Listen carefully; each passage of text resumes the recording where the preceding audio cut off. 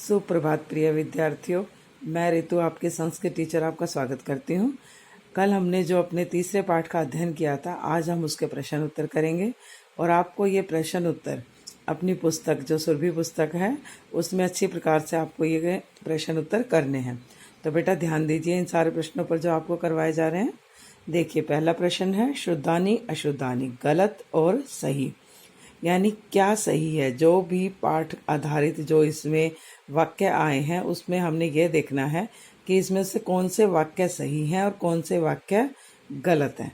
देखिए, पहला वाक्य है वृक्षाः अस्माकं जीवनस्य आधारा सन्ति।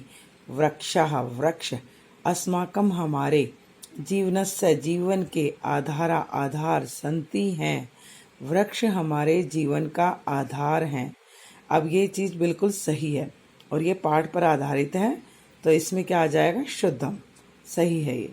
अगला देखिए, वृक्षाः भूमे उद्भवन्ति। वृक्ष भूमे, पृथ्वी पे, उद्भवन्ति, पृथ्वी में से उद्भवन्ति, पैदा होते हैं। वृक्ष पृथ्वी पर ही जन्म लेते हैं, पृथ्वी पर ही पैदा होते हैं, ये बिल्कुल सही बात है, शुद्धम, इसलिए ये वाक्य सही है। अगला देखिए, वृक्षा अपि भोजनम कुर्वन्ति। वृक्षाः वृक्ष, अपि भी, भोजनम भोजन, कुर्वन्ति करते हैं, वृक्ष भी भोजन करते हैं, बिल्कुल सही बात है ये, तो इसमें शुद्धम आएगा। सर्वे वृक्षा फलानि यच्छन्ति। सर्वे सभी, वृक्षा वृक्ष, फलानि फल, यच्छन्ति प्रदान करते हैं, सभी वृक्षों से हमें फल प्राप्त होते हैं। ये बात सही नहीं है क्योंकि सभी वृक्ष फल वाले नहीं होते, अशुद्धम, गलत है ये। वृक्षा अपि जायन्ते वर्धन्ते म्रियन्ते च। वृक्ष अपि भी, जायन्ते पैदा होते हैं, वर्धन्ते बढ़ते हैं, म्रियन्ते मर जाते हैं और मर जाते हैं, तो ये बात बिल्कुल सही है, तो ये शुद्धम है।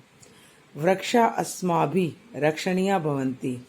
वृक्ष अस्माभिः हमारे लिए, रक्षणीय भवन्ति हैं, अर्थात हम वृक्षों की रक्षा करें, ये बात क्या है, शुद्धम, शुद्ध है, बिल्कुल सही है। तो बेटा अगला प्रश्न हमारा जो है वो रिक्त स्थान है। अब यहाँ पर मैंने आपको रिक्त स्थान भरकर बताए हैं। आपको जो अपनी पुस्तक में है वो आपको एक मंजूषा मिलेगी, एक आपको जिसको आप हेल्प बॉक्स बोलते हैं वह मिलेगा। उनमें से आपको जो सही उत्तर हैं वो यहाँ पर छाँट कर लिखने हैं। तो मैंने आपको पहले से ही सही उत्तर भरवाए हैं, तो देखिए एक बार इसको अच्छे से। वृक्षा परेभ्य स्वच्छ वायुं यच्छन्ति। वृक्षा वृक्ष, परेभ्य दूसरों को, स्वच्छ वायुं, स्वच्छ वायु, साफ वायु, हवा, यच्छन्ति प्रदान करते हैं, ठीक है। दूसरा देखिए, वृक्षा शीतलां छायां यच्छन्ति। वृक्षा वृक्ष, शीतलां ठंडी, छायां छाया, यच्छन्ति प्रदान करते हैं, वृक्ष शीतल छाया प्रदान करते हैं। बेटा इन जिन भी शब्दों को मैंने रेखांकित किया है ये सभी खालिस्तान मैंने भरे हुए हैं, तो आपको ध्यान से करने हैं सारे। तीसरा देखिए, वृक्षा मधुराणि फलानि यच्छन्ति। वृक्षा वृक्ष, मधुराणि मीठे, फलानि फल, यच्छन्ति प्रदान करते हैं, देते हैं। वृक्षा वातावरणं स्वच्छं कुर्वन्ति। वृक्ष वातावरण को स्वच्छम, साफ, कुर्वन्ति करते हैं। अगला देखिए, वृक्षा कोमलानि पुष्पाणि यच्छन्ति। वृक्ष कोमल, पुष्प यानी कि फूल, यच्छन्ति देते हैं, यानी वृक्षों से हमें कोमल फूल प्राप्त होते हैं। वृक्षा प्राणिनां अति उपकारं कुर्वन्ति।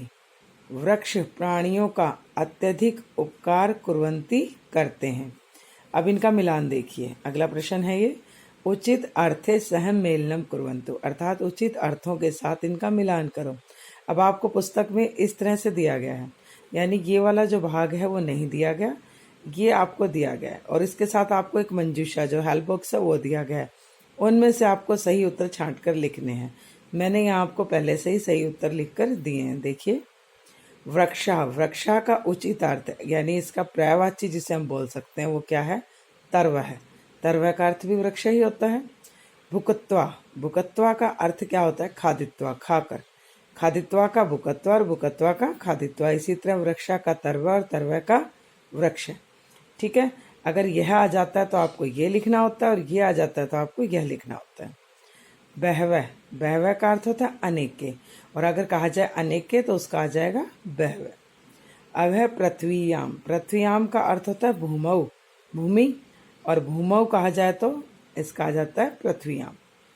रसम, रसम का अर्थ होता है जलम, और जलम कहा जाए तो आ जाएगा रसम।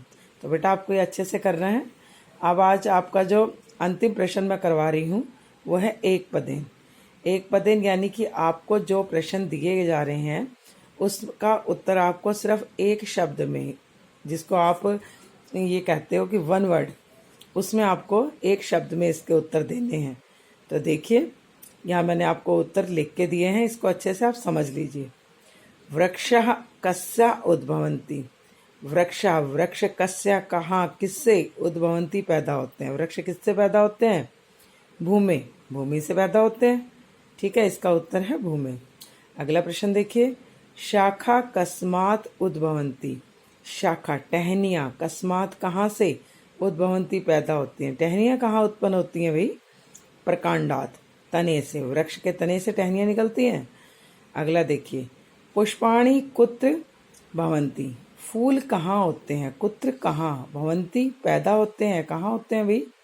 वो टहनियों पर या तने पर पैदा नहीं होते, वो प्रशाखासु, छोटी जो टहनियाँ होती हैं उन पर पैदा होते हैं।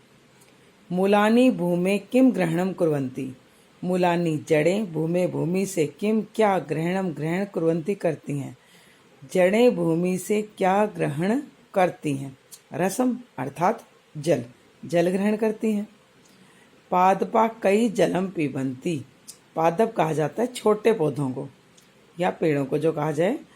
कई कैसे, जलम जल, पिबन्ति पीते हैं, किससे कैसे जल पीते हैं भाई पादप? तो आ जाता है पादई यानी कि पैरों से।